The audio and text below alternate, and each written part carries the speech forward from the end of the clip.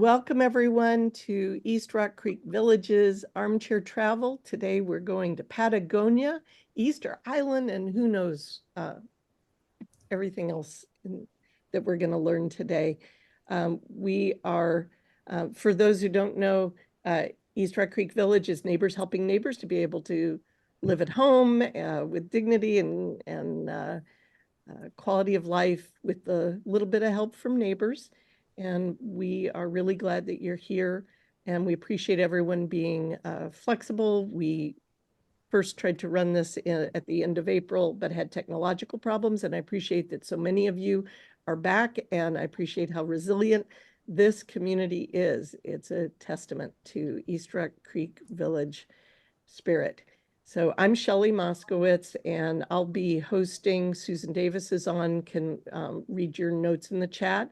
And we are exceedingly blessed to have Ralph Blessing with us today and his wife, wonderful Debbie Thomas.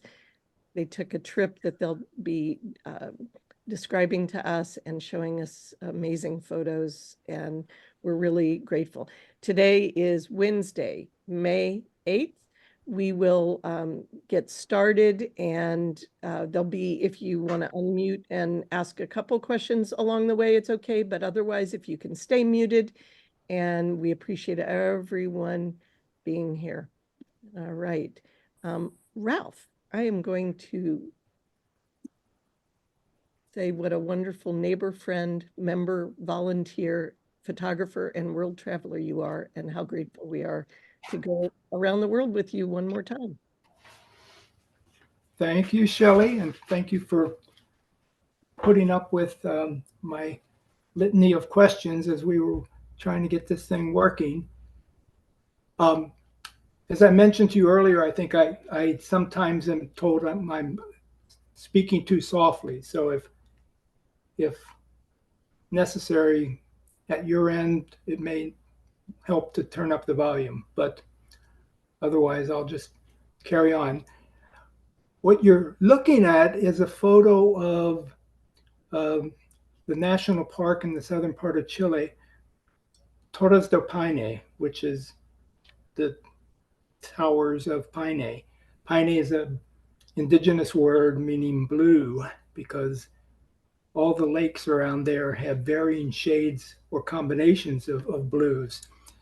This particular view was from just outside the dining area at the lodge where we stayed at that park. And as I said, this was my ultimate destination for going to Patagonia. This is what I wanted to see more than anything.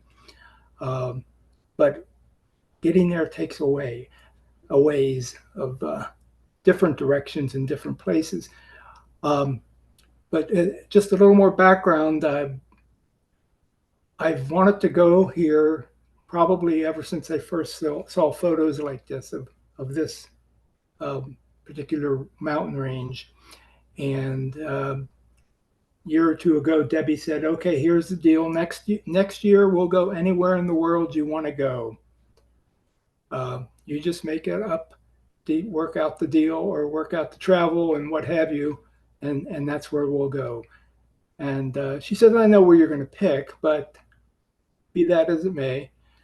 And so, sure enough, we signed up with a tour with Overseas Adventure Travel, which is the same group we've traveled with to Europe two or three times. And they had a tour of Patagonia that included this area, but it did not just begin and end there, as so many of the tours that you find online were. And so we opted for one of their tours, which also offered a side trip at the beginning to Easter Island. And so we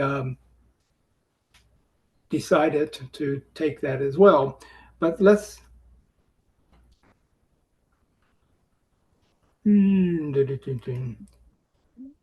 wrong one.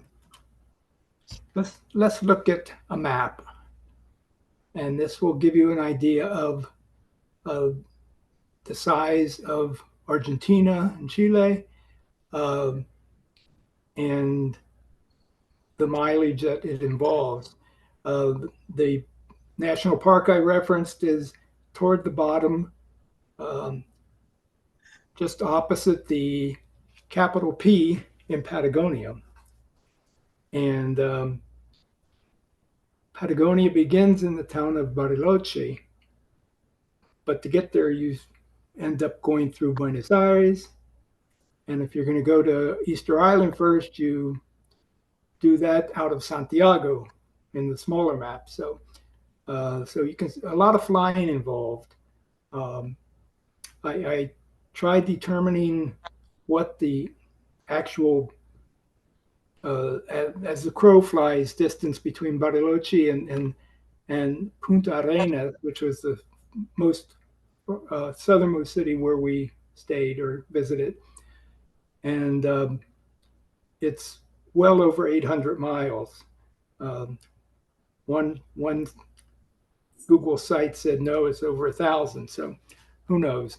But that's, do the math here. That you're talking about from DC to Kansas City or Denver, somewhere like that. It's a hefty distance. But we first flew into, let me get that out of the way. We first flew to Chile to begin our tour. And Chile has a long coastal line. The coastal line there is pretty much as long as, say, New York to San Francisco is here. The trouble for Chile is that it's only a couple hundred miles wide. So, but we added a couple days at the beginning before heading to Easter Island to do a little exploring there. We went to the coast. This is on the city of Viña del Mar. And there are some little critters on the end of the rocky island there in the forefront, but I'm not sure what they were. I know they were not penguins. But the sister city of Viña del Mar, basically the opposite side of that bay, is Valparaiso. And you may have seen reference to that in recent months, where they had massive fires destroying large segments of the area. I don't know if this area where we were was affected because it's mostly concrete or brick or whatever else, but you never know. But they are known for their public art. This has been, I think, long before it became a common thing in the U.S. They were doing public art, and we just found any number of things to take pictures of. And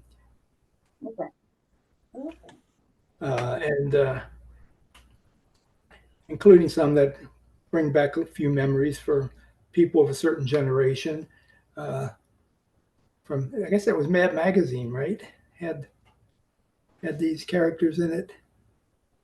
Or was that on Rocky and Bullwinkle? I can't recall. I think it was Mad Magazine. Mad? Okay. But a lot of narrow walkways, alleys.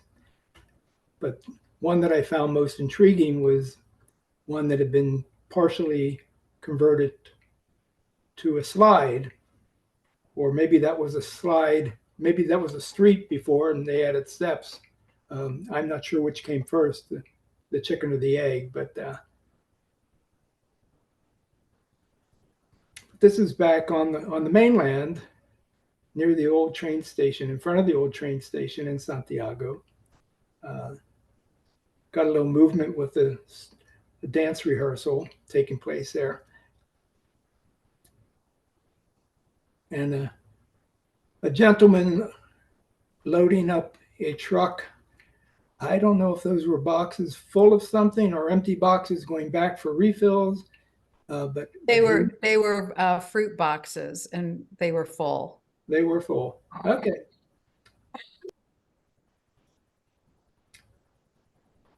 And nearby, just a street. And kids are always. Media giant's new move, avoid a nation. I'm sorry, was that somebody? No worries, we just muted them. Okay, okay. So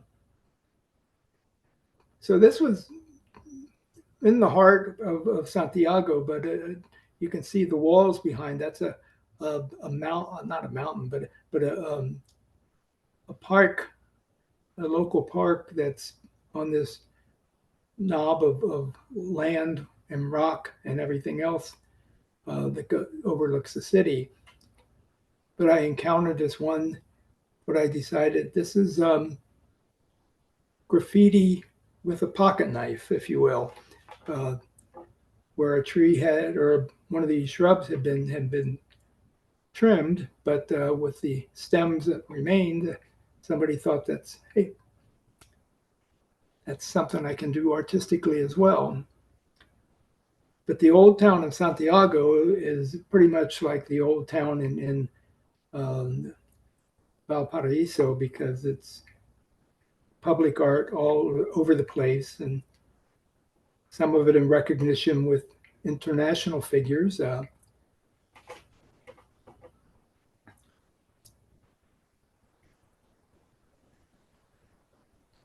That was my traveling companion, second from the left, with the dark jacket.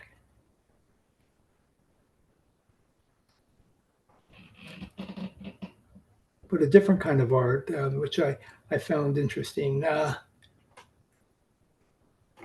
not sure how the gravity affects that, but I don't know if I'd want to sit beneath it like a couple of those folks are. So we're wandering around before actually meeting up our travel companions. We encountered this religious procession, and it was something to do with, I don't know, but at the end of it was a statue of the Virgin being carried around, and people doing whatever they do in those situations. And these women were part of the procession, which I wish we had religious processions like that up here. I guess that would be more appealing, perhaps. But the old part of Santiago is classic, or I guess a whatever, of a lot of classic architecture. I mean, this goes back to the late 1800s, and in all likelihood, there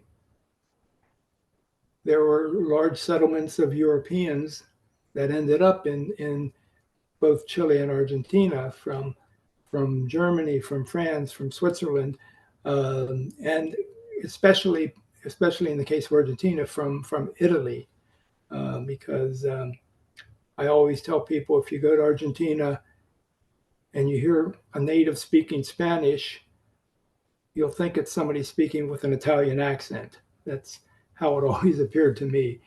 And but the architecture is just very impressive in many parts of the region. This is a museum, the main art museum in Santiago, and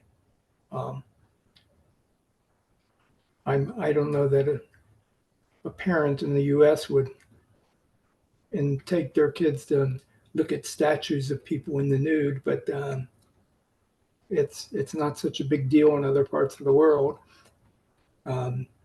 This, on the other hand, is a mocking of Henry Kissinger, who was largely determined to be the person who led to the overthrow of the Chilean government in 1973 on September 11th.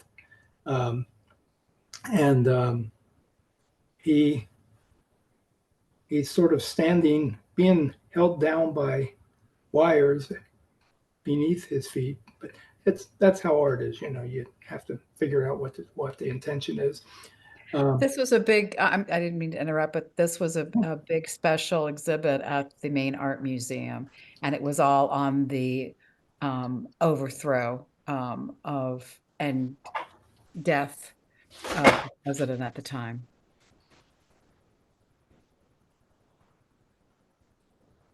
And this is a statue to Allende, who was the president that was overthrown by the coup at that time, orchestrated by Henry Kissinger and Richard Nixon.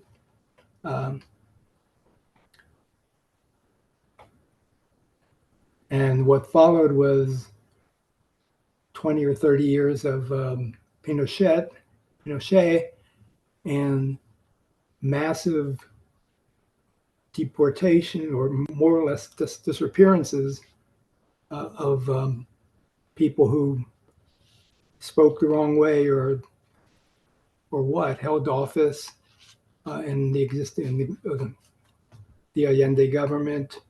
But all these, the tombstone, the slots here are for people whose remains were, in some cases, found and others not. Signs saying, "Where are they? Where are they?" On the other hand, we finally got together with our group of tourists with the OAT group, travelers, shall I say. And one of the first things we did was to visit one of the wineries in the Santiago area. And this is one of the larger ones that goes back well into the 1800s.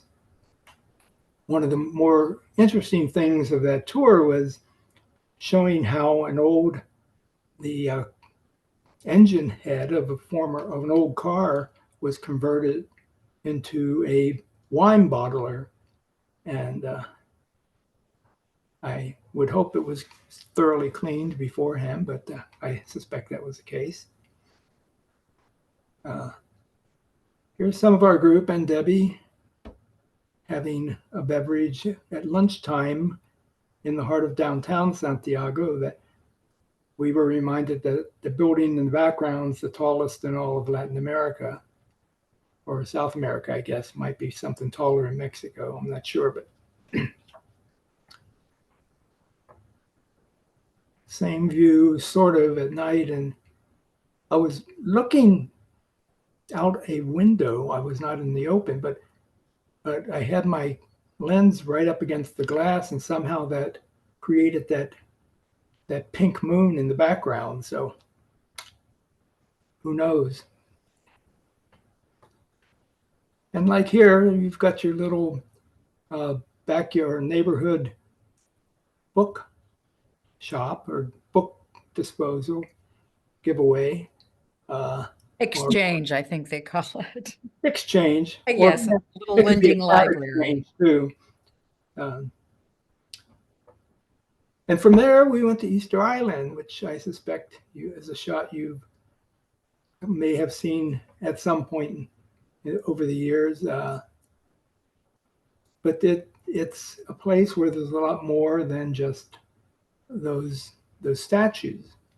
In fact, Rapa Nui is the name of Easter Island that you will also find on maps or any Googles or anything else. That's the group, the native language there. And here it's the stained glass window inside a church with caption in the Rapa Nui language. Just another group learning to dance or practicing or just enjoying themselves overlooking the ocean. Likewise, sun setting there. This is the name of the plant keeps escaping me. But it begins with a C. Lucia, you know that. But when in Ecuador, you would see the tree always, and it looked like this massive growth of nothing but bare branches. But when a certain time of the year, it flowers out, and this is what you find. The waterfront on Easter Island also included close-ups of a lot of sea turtles, and you can pretty much gauge the size of that critter by the boat nearby. Another one that just came up for, it looks like from, what's his name on the movie? The one, Go Home, I Want to Go Home. Anyway. The kids' book. E.T. You're thinking about E.T.? Yeah. It does. This is each of these stops on this was part of our overseas adventure travel tour. And each of the places we went, we had our main guide, but each local destination had somebody from that area who would fill in the blanks. And this was the individual, a native of Easter Island, who accompanied us for the few days we were there. And this is sort of a different perspective on the row of the statues that we looked at earlier. The island is largely covered with these cliffs of sorts, where some places it's flat land by the water, such as this, but elsewhere you don't go anywhere near the water unless you're in a boat.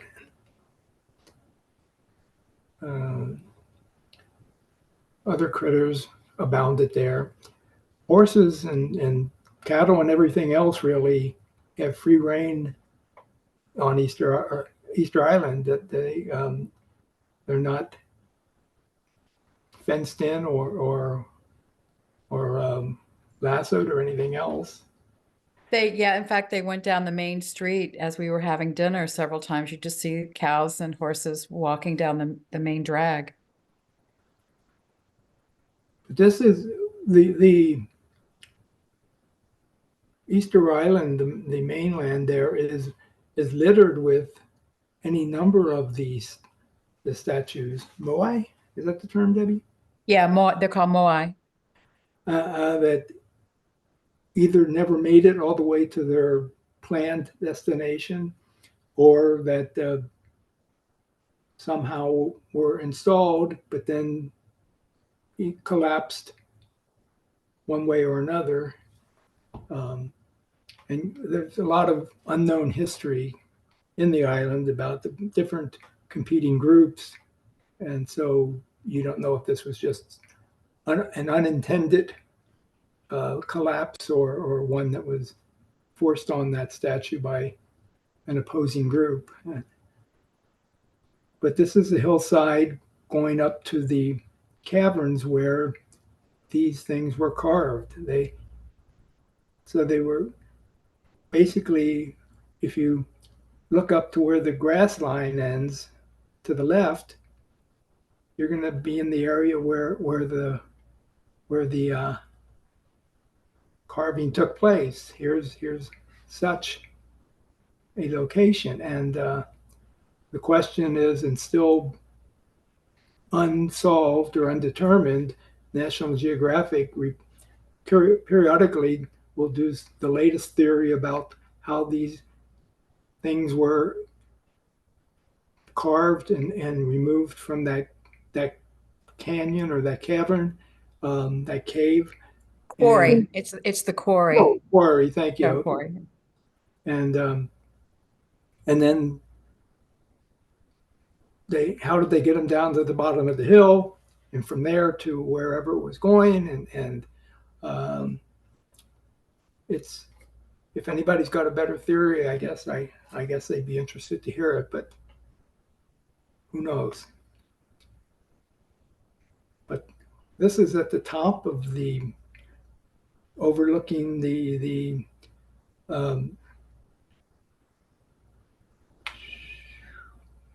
Caldera. It was the caldera. well, yeah, with Where the there was volcano. but yeah, this is sort of one of the highest spots in the island, and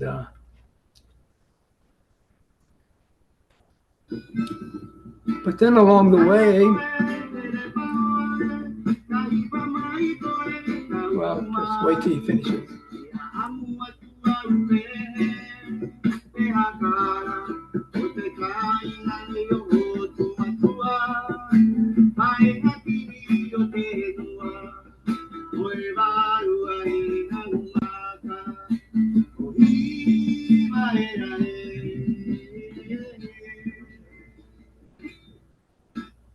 So the guitarist was the head of the house, if you will, at this place where we stopped for lunch. And our tour guide said that this happened to be the house of the most well-known performer and vocalist around or of the island, and and so he said, well, he's not likely to be at home today when we stop for lunch, but this is where he lives. Well, lo and behold, he showed up and he performed for us for about a half hour or so. And but he's written, composed any number of melodies that are well known in that area. But they'll tell you this is not Hawaiian music, so don't call it that. But that's probably one of those competitions that you can't get away from in those situations.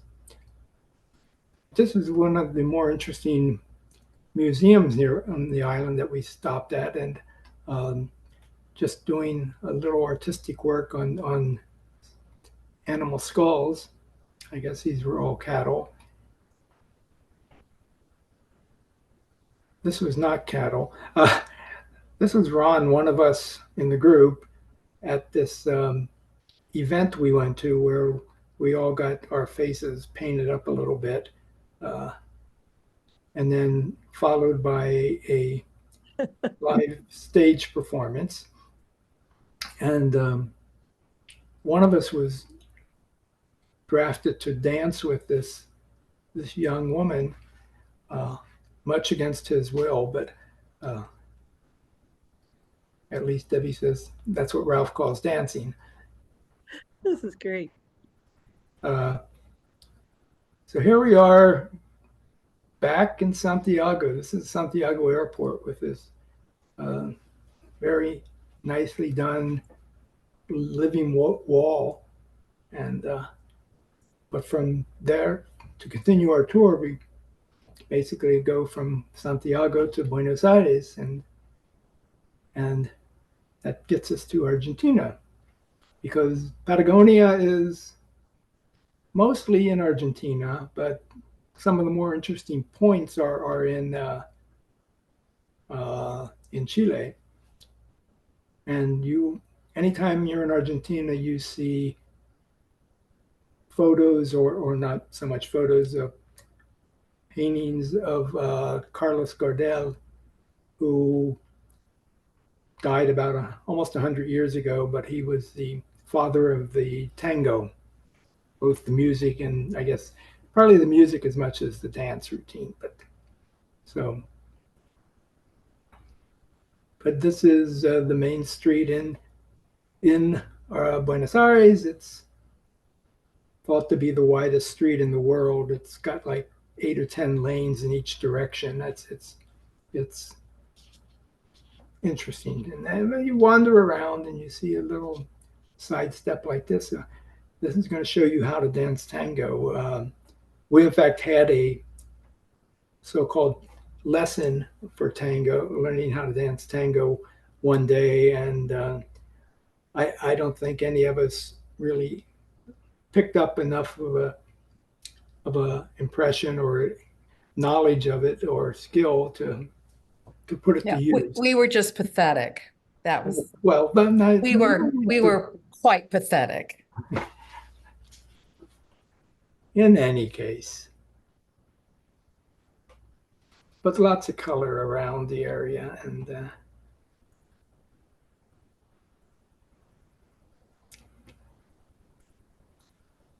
again, you see the classic architecture in downtown Buenos Aires that we've seen in Santiago, probably to a greater extent in Buenos Aires because it's a larger city. But then also you've got the do we know the name of that tree? But it's, what's that tree, Debbie? I think it's a banyan. Yeah, okay. It's a banyan tree. But these are humongous, and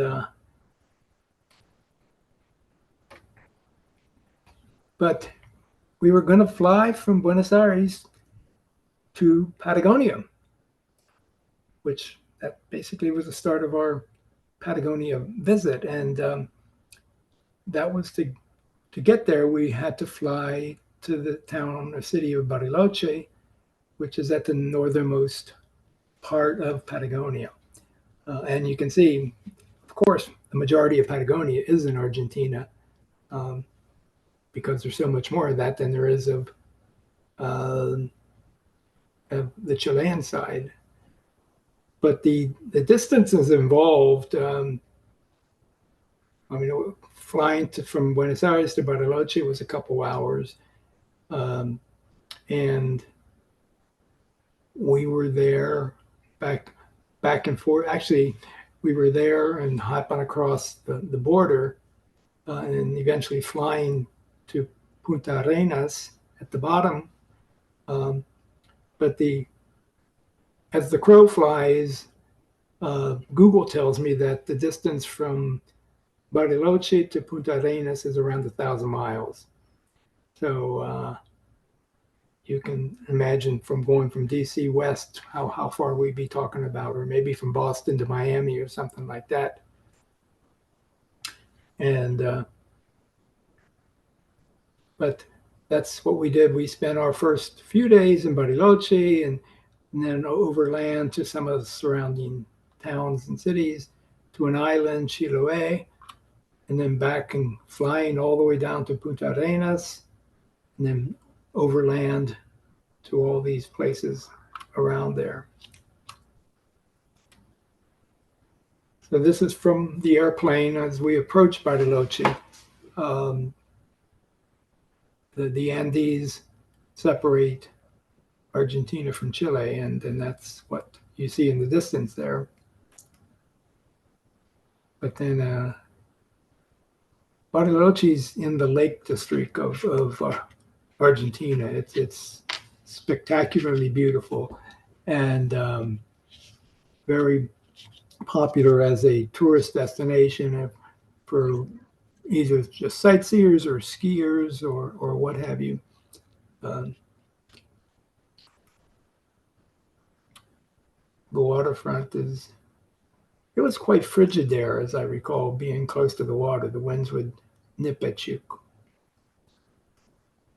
But here's viewing the surrounding terrain from an elevated spot. We took a cable car up to this location and saw this young couple who were enjoying themselves. Shepherd Park, Washington, D.C., it says. So, on the other hand, no, she does not have antlers. That just happens to be part of the lamp behind her. But she is a professor of German language. Was it just German? Just, Debbie? yeah, German. She taught German. She's native German of Germany, as were many people in that part of the world.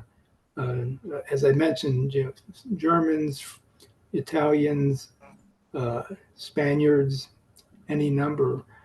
But as we all know, that the German reputation, or the descendants of Germans who settled in South America, especially after World War II, it was assumed had Nazi credentials of sorts. And um, she gave us talk to us about the history of German presence in that part of the world, which was well before World War II. In fact, I had an aunt. She's no longer with us. But when I was the first time traveling to Buenos Aires, she said, "Oh, one of my cousins emigrated there. All the rest of them came to the U.S., but about as many people emigrating from Germany and Italy and other places, as many as came to the U.S. also went to South America." And so my aunt says, "Oh, why don't you look up my cousin?" Yeah, right. Okay. But never happened. But the professor here was discussing that whole complicated history that sort of what I don't want to say it exploded, but at least there was a connection with World War II and the accusations and the so on and so forth. And the word there is uh, a term in German language is how modern day post World War II Germany or Germans um, dealt with those things and how they achieved a certain degree of um, what am I looking for, Debbie? The I don't know, honestly. Though her father was drafted into Hitler's army and had to go back to Germany for a while to actually be in the army. And then she also told us that a very close personal friend of the family, they later found out was a Nazi war criminal who was being hunted for many years and was finally identified and arrested. but and This is Laurie. The word basically means coping with the past. okay, thank you. One other one I don't have a photo of, but it was a young fellow. Was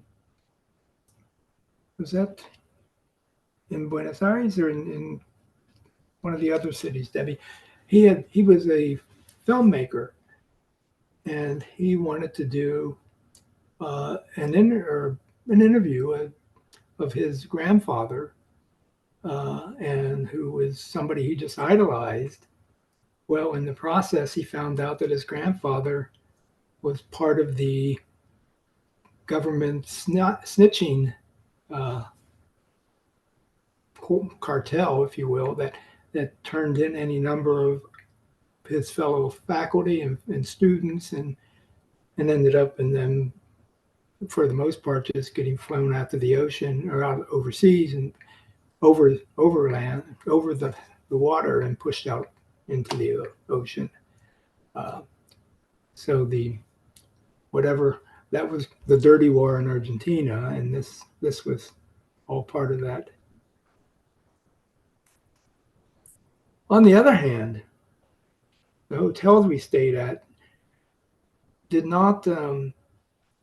We were told breakfast in those countries is not a bacon and eggs thing or an oatmeal thing.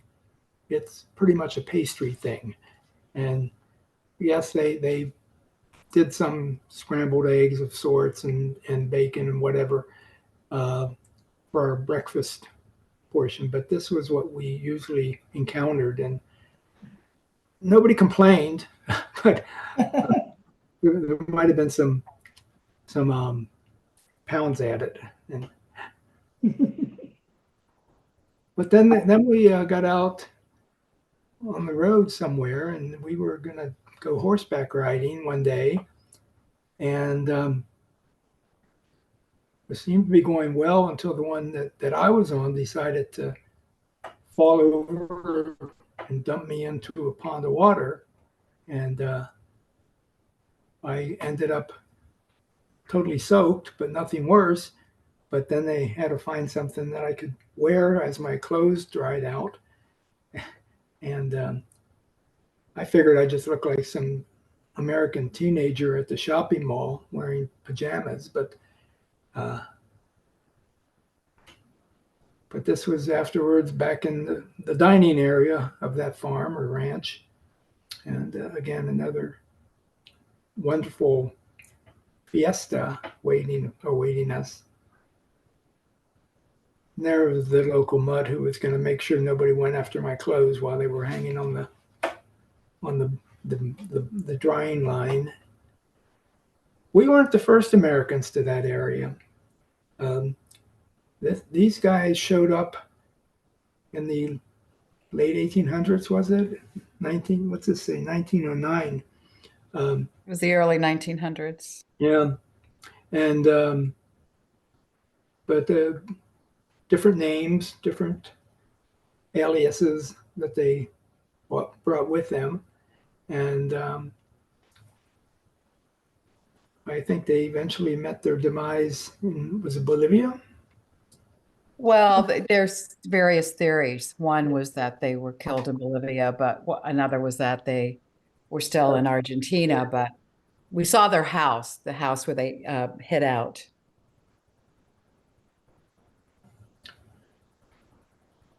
So after all that time in Argentina, we had to go overland to get into Chile. And this is the sign off to the upper left there. You can see the word international or internacional. And it's the border between Argentina and Chile. It's only about 4,000 feet above sea level. So it's not like we're at some super elevated heights, but as have become the norm at that point, we at least once a day we were provided with a pisco sour, which is a local beverage, and I guess whiskey sour instead of bourbon, using the locally grown or produced pisco in both in Peru and Chile. They like the tango, deciding who has ownership of it. Pisco is also debated, but so the guy in the blue is our local guide for that. The fellow in the middle with the orange, I guess, jacket was our full-time guide, Christian, who was also a lawyer, a criminal lawyer, and he was dealing with cases all along this tour of ours. And being a lawyer in those countries does not provide the income that they do in the U.S. And so, which explained partially why he got into the tour business. And along the way, we stopped into the Studebaker Museum. Who would have imagined? We were in Chile now, but we passed an old farmhand, well, an old farmer. I'm sure he wasn't he? Did he say he was in his 90s? He was 90. Yeah, and but he had just started collecting old classic cars at one point, and apparently Studebaker had some connection to Chile in the first place. If it was like an assembly location They had a factory there. Yeah, but when you Google it, it doesn't give you anything definitive, and so.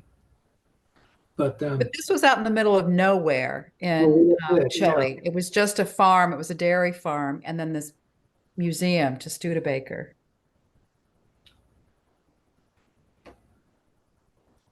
And then we go all the way down to the coastal line on the Chilean side, and this is the Orono volcano. gorgeous area. Right away, we hop into the, what is this? Almost jungle-like terrain with a gushing stream heading to the ocean. In the background here, you can see the lower flanks of that volcano. Just a little handful of snow toward the middle of the image. But right away, Debbie and I both said, this looks so much like Great Falls in Washington, but it was a delightful place to visit. In fact, we were at another local family's house, enjoying their hospitality and a variation of pisco sour with a different beverage as the. You know what that was, Debbie? Was it? Yeah, it was blackberries Okay. instead of lime. But this is most of the folks in our group. You see in this picture, the homeowners are the people on the back side of the bar there, and our group's average age was 75. So if it weren't for Debbie, it would have been higher because she took it down a little bit. Oops. But we got onto some of the local. I think this was on the island of Chile. It was Chiloé. Yeah, we took the ferry over to Chiloé, and this is one of the churches on the island. Talked about the construction. I guess they brought in architects maybe from the old country who designed church structures that they thought would be made of stone, until they found out there was nothing of that sort available for construction purposes. So everything was made out of wood.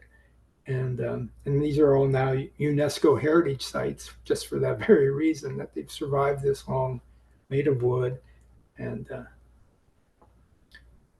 But this is sort of the shoreline there, and it's as you can imagine, a fishing community, among other things. And as was the norm, when we would visit one of these households, we would need to participate in the preparation of food or meals. This was a soup, was it, Debbie? What do you recall? It was a stew. It was a stew. And the earlier one with the younger couple was we were learning how to make empanadas. So that appealed to me until I found out that they do them there by deep frying them as opposed to baking them. But they said to bake them, you would have to do this whole process and let it set overnight. And we were just in and out there in a couple hours. And so, but in addition to helping cook, you help them do a little planting, and then a little tour into the woods. And a lot of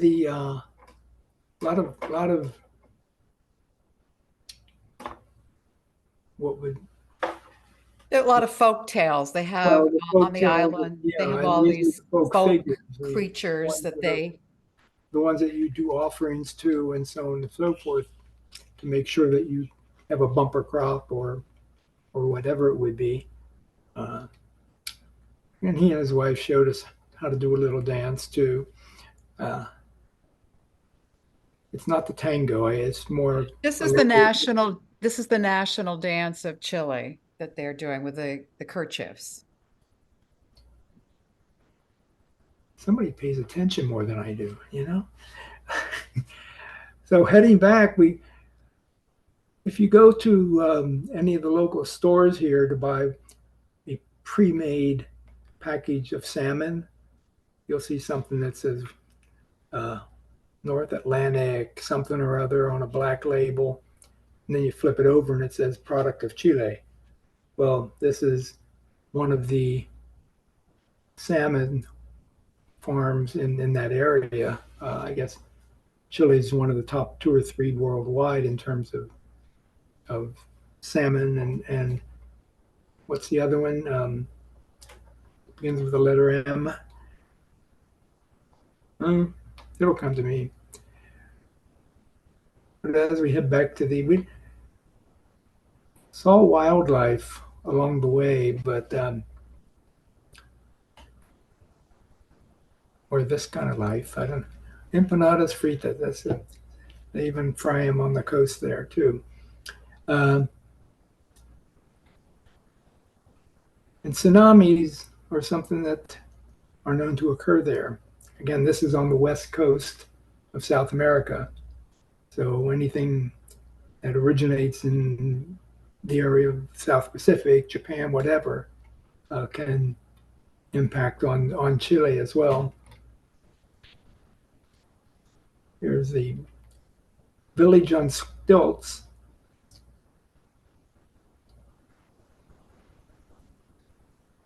And then looking out to one of the islands or cluster of islands offshore there. Well, we were going to get in one of those boats, but the boat couldn't come in to get us, and so we had to ride out in this little cattle car, wagon, whatever it is. That the guy would, when everybody got in there, he pretty much pushed it out. It wasn't that far. I mean, it was only that to the point where if you did it on foot, then you would have your shoes immersed in water, and so they try to keep you dry. But some of the I'm not sure even what these are. Birds of a variety or They're other. cormorants. Okay. This was the one penguin that we saw, and it was a little baby one, I guess, the one on the critter on the right there. But we finally we flew from that area to Punta Arenas, which is way down at the bottom. Again, as I mentioned earlier, we were flying from the airport in Puerto Montt. We were in Chiloé, and then flew to Punta Arenas, which is basically down there where Tierra del Fuego begins, and it's one of those places where the two, like the rest of the southern part of the continent, the two countries contain or control half of each. And here's our group. One of us down below, and then somebody between those two women. Looks like a statue in the back. This was the reconstruction of one of the old boats from that era.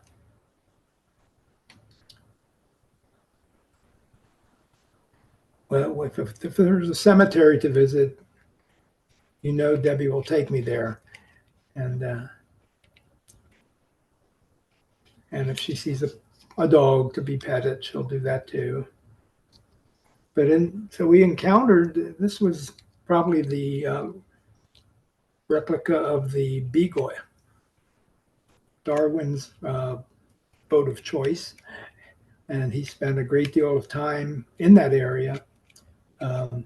Once the Magellan Strait was discovered, or I guess discovered is as good a word as any in terms of that as a route. There was a point in time when that became suddenly the travel route for any number of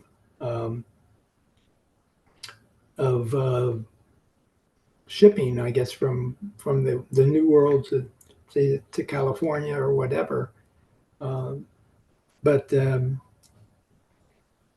another 100 years or so, when the Panama Canal was built, well, this area was no longer on the travel route, and so a lot of these places had to rediscover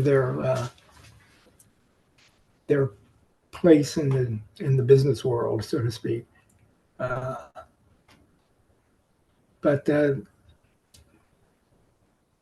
back on the highway, we left that area, and we're looking for this area's when they had to rediscover other business options.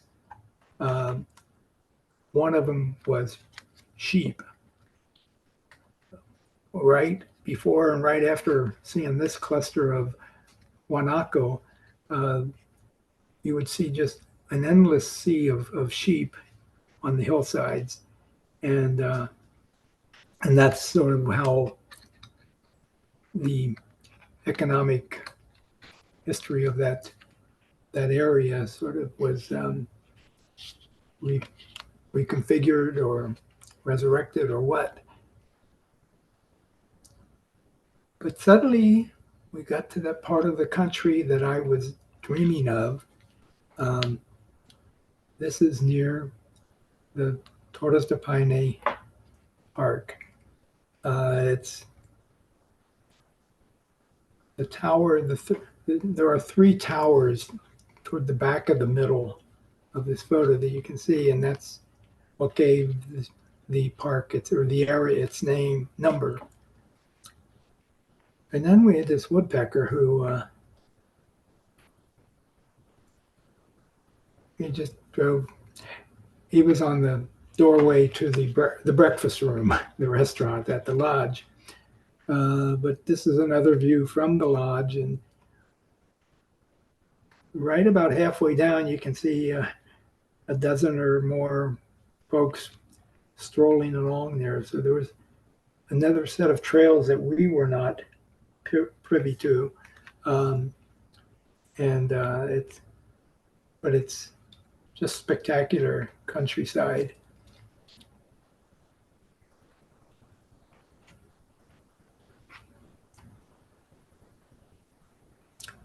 So here is our guide from that sector of our tour, and she was pointing out the different geological features of the mountain range in that area.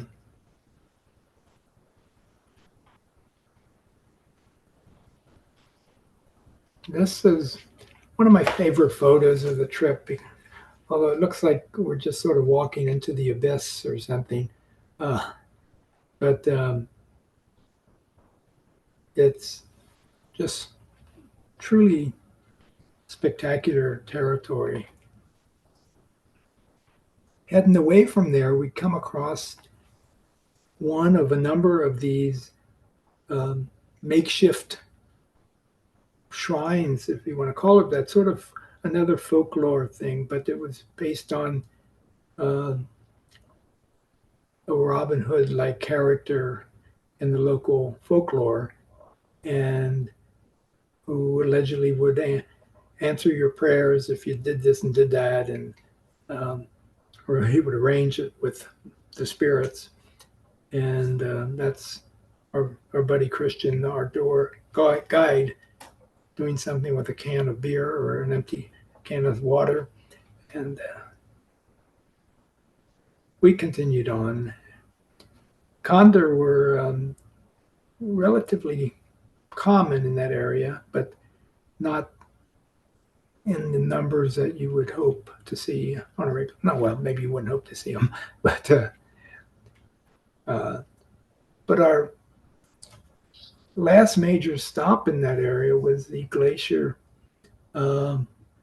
Moreno, which you can see if you look at the lower left-hand section of the billboard there, where you are here, usted hasta aquí, and where we were is just in that one little area, and then the glacier just continues on for miles and miles. But the other telling issue is the to the right side, it talks about the amount of glacier that has vanished, disappeared, melted, um, between, what was the date again? From 1986 to 2016. So 800 square kilometers of the glacier had vanished or had melted. But this is a close-up of what's still there. And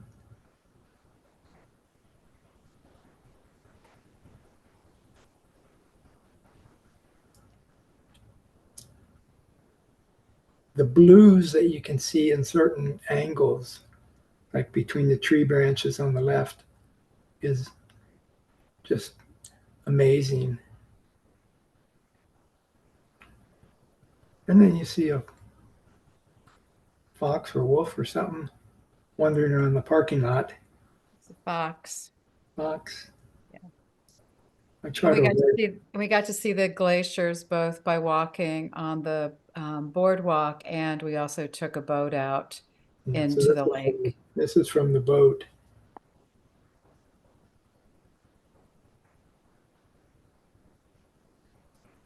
Wow.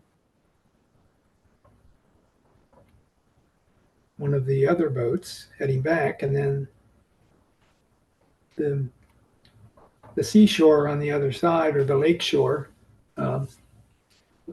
and how geological effort or pressure and whatever in creating the land.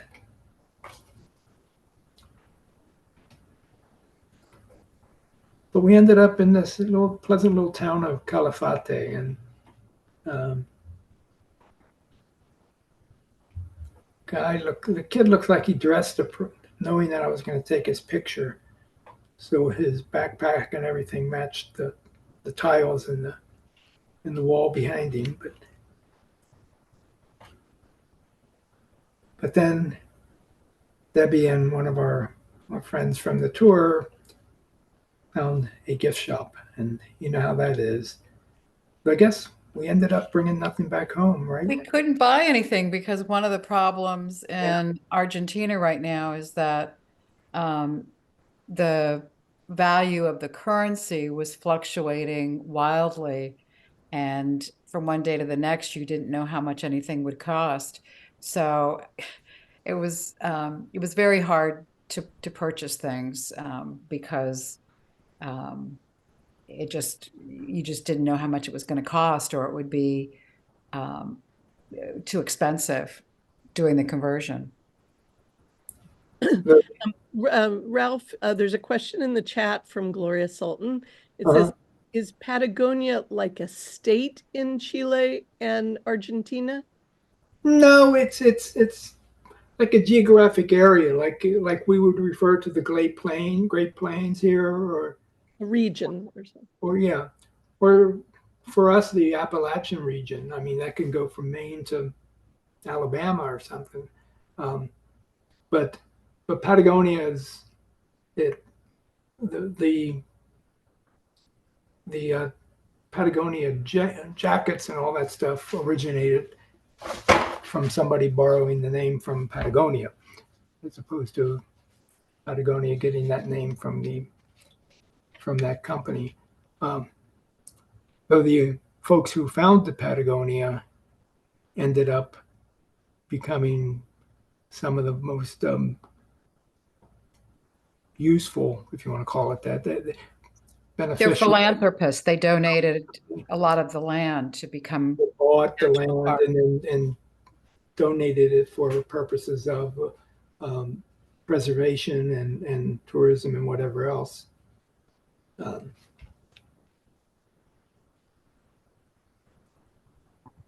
we're back in Buenos Aires for a little bit, and again, the traditional architecture there. This is a part of the Defense Department, as I recall. So that might explain why they could have such a spectacular building. But this was not far from the hotel we stayed in, so it's easy to get to. As was this one of my favorite spots is this shopping mall, which is sort of 3 levels. You're looking at the bottom level, and then the first floor is basically in the middle of the shot, and then the dome and the murals above it are the next level up.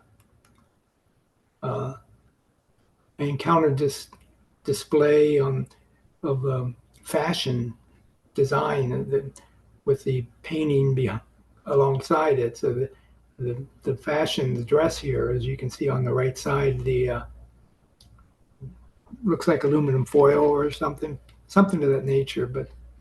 And I don't know if the picture is supposed to be Taylor Swift or somebody else,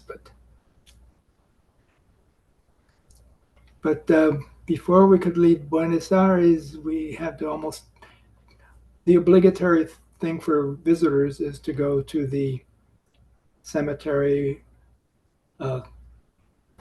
where one Eva Perón is buried, and so this is her tomb, or the family tomb for the Duarte family, and but everybody, it's a very popular destination for visitors. And our last night there, our guide said, anybody wants to go to one of these tango joints with me? So a few of us did, and this was sort of one of those pictures you take when you see a little hole in the glass window or the door, and you know you're going to get a mix of different things. So part of it's a blur, but part of it's what's going on in the background, and or if you're inside, they have murals all along the wall. You can catch people dancing around. What we were told is that there are these tango joints all over town, and the people you see there will probably be in a different one tomorrow night, but every night of the week they go to one of or another.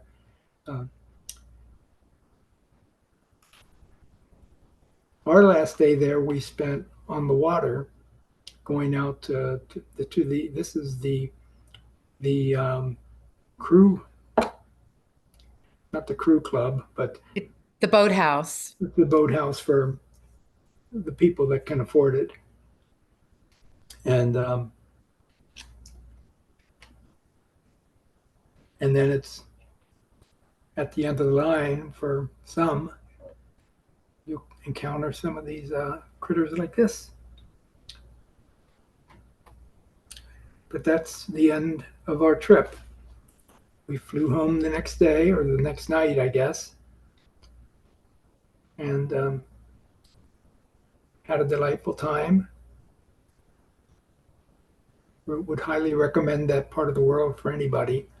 If you can deal with the economic uncertainty. In fact, when Debbie was saying about the issues around because of the exchange rate, while we were there, we were told that there's a special exchange rate for international tourists. So you would not have the official rate. You would get the official rate plus or minus, 50% or something like that. But it was not as good as it could have been, but it was better than buying at the official rate.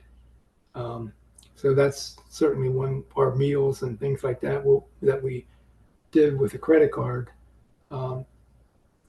We could see when we got our credit card statements how it showed up right away. Yeah.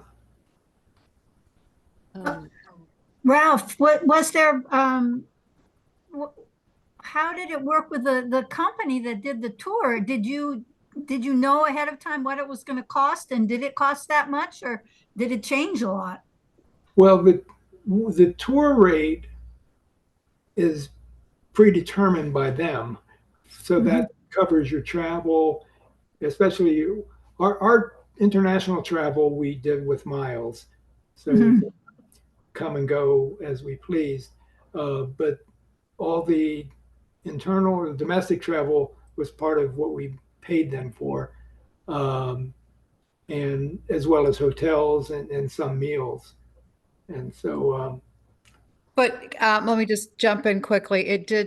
They did keep it at the set rate that we had paid. That But you they had said, paid, right? yeah, but they said it had been sort of problematic for them because in some cases they would lose money because of this exchange rate. But there were certain meals that we had on our own. We didn't have all of our meals with the group, and so those meals we had to navigate ourselves. But as long as we used our credit card and as long as places would accept a credit card, you had a set rate. But a lot of places were not accepting credit cards. And that was then an issue because they wanted American dollars, and a lot of Mhm. they wanted you to pay in American dollars. in fact, if you wanted to exchange cash, people, especially the street corner exchange dealers, they would exchange it if you were talking at least $100. They wanted to get the larger U.S. bills. If you offered them 5 or 10, just give me an exchange for that, they said, no, never mind. Let's all thank Ralph and Debbie for this great adventure that you've taken us on. And I'm going to stop the recording now, but we'll continue to talk. But thank you so much. Oh, thank you. Loved it.